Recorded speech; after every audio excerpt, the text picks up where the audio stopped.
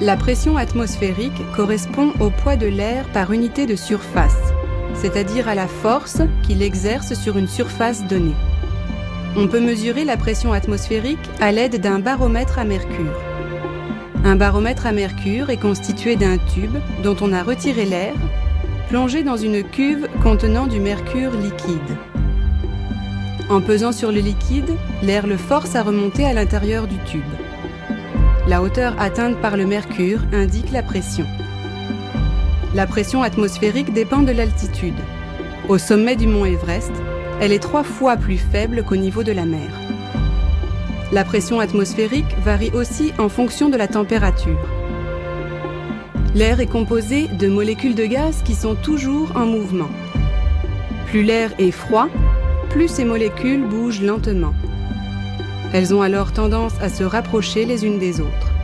L'air se contracte, il devient plus dense, donc plus lourd. Ainsi, le poids qu'exerce l'air sur une surface donnée augmente, autrement dit la pression atmosphérique augmente. À l'inverse, quand l'air se réchauffe, il se dilate, si bien que la pression atmosphérique diminue. Tout autour de la Terre, les zones de haute pression, appelées anticyclones, et les zones de basse pression, appelées dépressions, sont à l'origine des phénomènes météorologiques qui agitent l'atmosphère.